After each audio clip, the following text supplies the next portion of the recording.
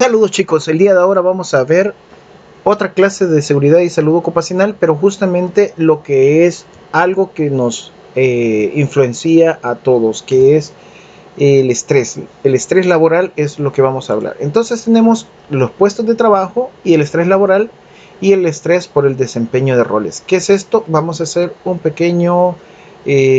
pequeña visualización de este concepto. Al parecer uno de alguna manera conoce, porque está intrínseco en nosotros, conoce cómo se manifiesta este tipo de situaciones, pero poco a poco con el avance de las clases nos vamos a dar cuenta de que hay un par de elementos que podemos ir tomando en cuenta con un poquito más de profundidad, que podemos ayudarnos con esa información.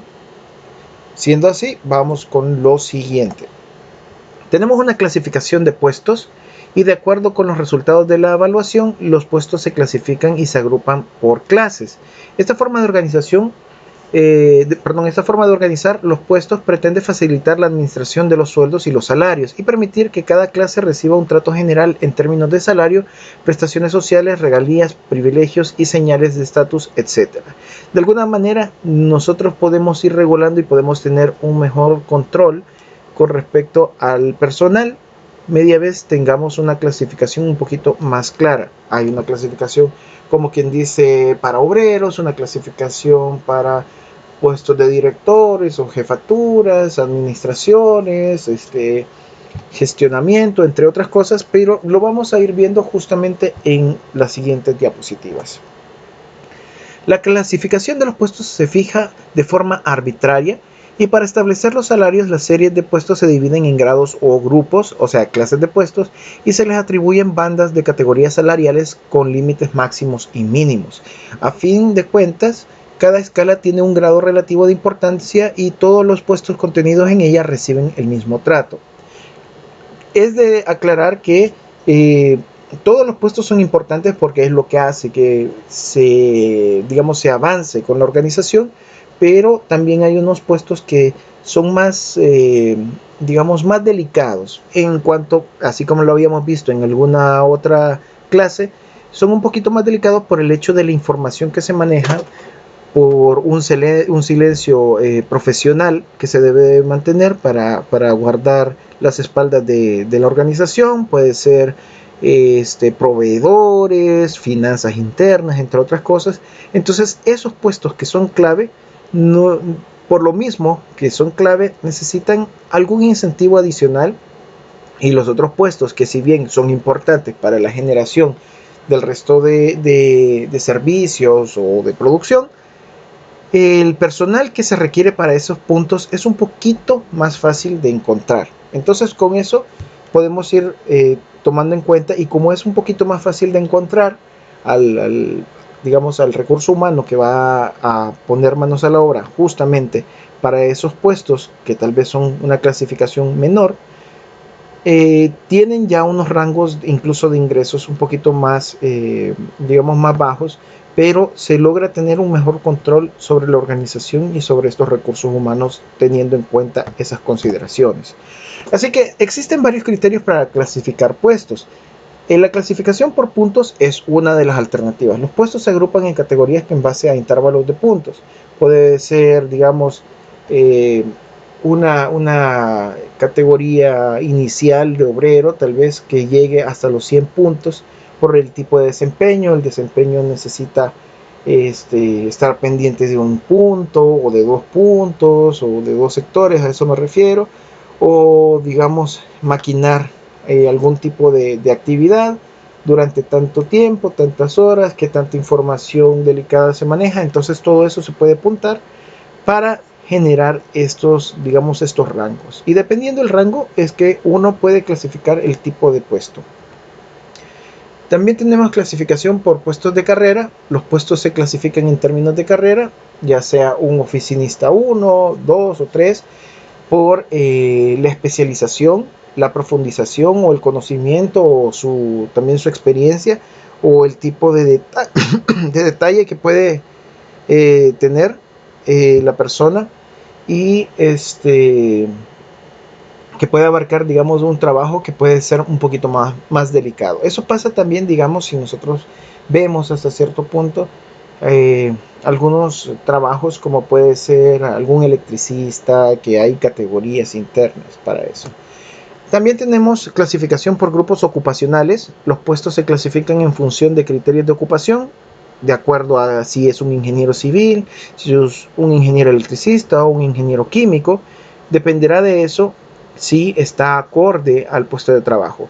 Claro, muchas veces hay profesionales que pueden desempeñar puestos de trabajo de otras carreras por su habilidad o porque tuvieron algún contacto o les abrieron alguna posibilidad, y su conocimiento en el área profesional posiblemente les atribuya de ciertos rasgos que le proporcionen o le ameriten estar en ese, digamos, en esa posición. Pero fuera de eso, lo mejor es que esté como acorde a lo que han trabajado, a lo que han estudiado, para que sea más coherente justamente el desempeño de su trabajo.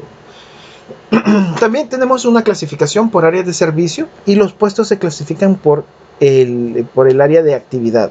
Si se refiere a un gerente de finanzas, entonces tiene que saber o conocer finanzas, posiblemente sea otra carrera, pero tiene que tener algún tipo de respaldo con respecto a esa área, o tesorería, o hablar de contabilidad, o un contador auxiliar, cajero, etcétera, para estar justamente en esa clasificación.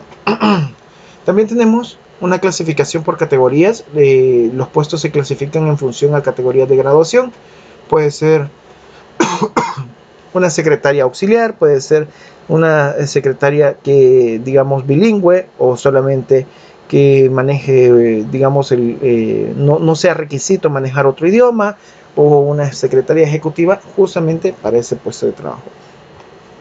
Cuando se clasifican los puestos, es más fácil lograr que el personal se coloque en un espacio equivalente a su habilidad, que si bien puede proveer retos, este también ofrece estabilidad dentro de lo posible. No es lo mismo cuando alguien va a probar suerte, si lo queremos ver así, que les abrieron las puertas pero no conoce nada del área. Es más difícil por el hecho de que no conoce eso. Claro, uno se puede ir preparando y fortaleciendo y ir creciendo dentro de la organización, pero no en todos los casos se da esa oportunidad. Generalmente se tiene ese espacio si, si se tiene el contacto que le puede otorgar a uno esa posición, o si la empresa es pequeña y no tiene mayores recursos. Entonces uno puede ir creciendo e ir interviniendo con la mayor fuerza de trabajo para salir adelante con respecto a esto. Pero ¿qué pasa cuando esta estabilidad no se logra del todo? A veces se genera, digamos, discordancias, incomodidades, o digamos, a veces la gente siente como que es desvalorada, o no es, más bien no es valorada con respecto a su capacidad. Entonces considera que está viviendo un proceso de estrés laboral con respecto a esto. Ya lo vamos a ver justamente con esta situación. Veremos que los síntomas específicos más habituales o los indicadores de estar viviendo un proceso de estrés son básicamente los siguientes que vamos a ir describiendo. Recordemos que además de la valorización de las situaciones y recursos, resulta importante la percepción de amenaza, el riesgo de fracaso, el miedo al juicio, a perder nuestra valía tan necesaria para todos y para todas dentro de la organización. Si alguien puede estar trabajando bien, o por lo menos considera que está trabajando bien, tiene la capacidad, pero hay algo que afecta a la percepción del resultado hacia un resultado negativo, entonces la gente se siente desmotivada, se siente acorralada hasta cierto punto con lo negativo de la situación. Entonces esto puede generar justamente el estrés. Ya habíamos visto en una de las clases anteriores uno de los detonantes para poder identificar el estrés laboral. Entonces, ¿cuál es este detonante? Ese detonante es la ansiedad. Entonces, la ansiedad, si bien es algo que directamente no es tan bueno, pero sí se puede ocupar en un ámbito positivo para alertarnos de que algo está sucediendo. Así que con esto podemos dar la preliminar de todo lo que es el estrés. Así que hacer mal el trabajo tiene un precio. Nadie quiere fracasar y eso es lo que se desarrolla o digamos, lo que dispara la alerta del estrés laboral. Ejemplos de ellos son cuando un trabajo se nos hace difícil y no nos sentimos capaces de llevarlo a cabo con éxito y no contamos con cualquier apoyo. También nuevas situaciones laborales pueden generar este estrés, nuevos desempeños de rol para los que no nos sentimos bien preparados o desconocemos también sobre esa área. Pueden darse este tipo de situaciones no porque la persona sea incapaz, sino que posiblemente no ha tenido el tiempo para estar provista, digamos, del conocimiento para abordar dicho problema o dicha dificultad. Nuevos proyectos también en la empresa que no hayan sido explicados puede ser algo que dispare el estrés y que generan incertidumbre sobre las tareas a realizar. Si no está algo bien dicho, si no se explica bien, si no se entiende bien, entonces queda un poco en el aire la situación. También podemos hablar de las demandas laborales que sobrepasan nuestras capacidades y conocimientos y recursos. Si están exigiéndonos, por decirles, manejar algún nuevo software y quieren el trabajo en el software en lo que va del día o de 2 días, aprender ese nuevo software equivale a un esfuerzo. Entonces, ese estrés que se está manejando puede desencadenar un montón de otras circunstancias negativas que terminan en el estrés. También podemos hablar la situación negativa con una baja disponibilidad de recursos organizativos, entre ellos posiblemente hasta el financiero, plazos extremadamente cortos para terminar trabajos, escasez de recursos, tecnología obsoleta, ausencia de grupos de trabajo de apoyo, entre otros. Ya se me ha dado, digamos, unas situaciones en donde yo ni modo tengo que informar que no puedo proseguir con un trabajo porque la compañía que me ha contratado no me provee de computadoras adecuadas. Por decirles, mi área es diseño y arquitectura, pero además de construcción, pero posiblemente me estén exigiendo algún tipo de volumen tridimensional que tengo que desarrollar. Yo con gusto puedo desarrollarlo, pero esto solo puede lograrse si tengo el computador adecuado y con una capacidad adecuada, además de proveerme del software. Si no lo tengo, difícilmente yo puedo entregarles un resultado. Entonces, una tecnología obsoleta que ya me ha pasado, que me entregan computadoras demasiado antiguas y me están exigiendo un desarrollo de un trabajo fuerte en poco tiempo, simplemente indico que no se puede lograr, o por lo menos yo no lo voy a poder lograr, ya que carece de toda la facultad para poder desarrollar esto. Entonces, esto puede disparar las alertas del estrés laboral. También podemos mencionar que vivenciar estas situaciones como estresantes dependerá de nuestros recursos para desempeñarlas y de los recursos de la organización que la organización nos ofrezca para ello. Formación especializada para desempeñar nuevas funciones, apoyo ante dificultades, información y comunicación con enfoque resolutivo, entre otras cosas. Dentro de esto podemos mencionar también que existen situaciones de estrés laboral cuando la percepción del individuo es un parámetro variable que puede determinar que puede ser el generador de conflicto o del estrés en el trabajo. O sea que nosotros también tenemos la noción de que otros aspectos pueden disparar este estrés dentro de lo laboral.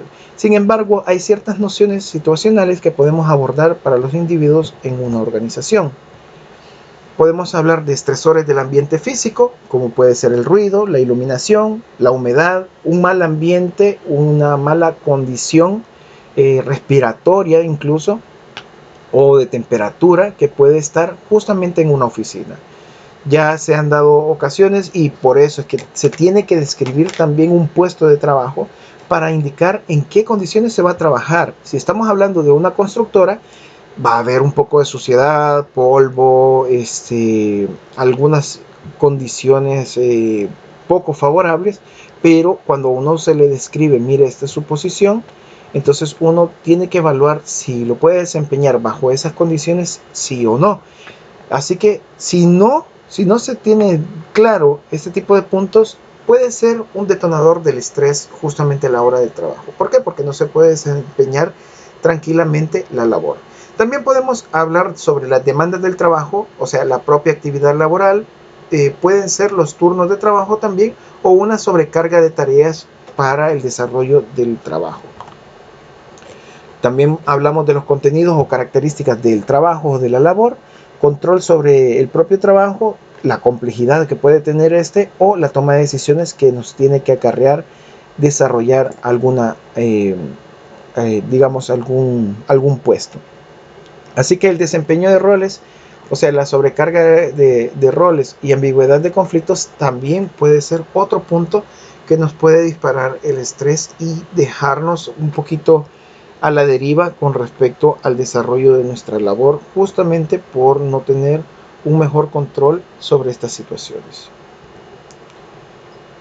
Otro disparador del estrés podemos mencionarlo a través de las relaciones interpersonales, como puede ser con los superiores o con los subordinados, con los compañeros o con los clientes, entre otras cosas. Así que un ambiente de trabajo correcto no tiene que ser el mejor, pero un ambiente de trabajo correcto puede ayudarnos a desarrollar una mejor labor, un mejor desarrollo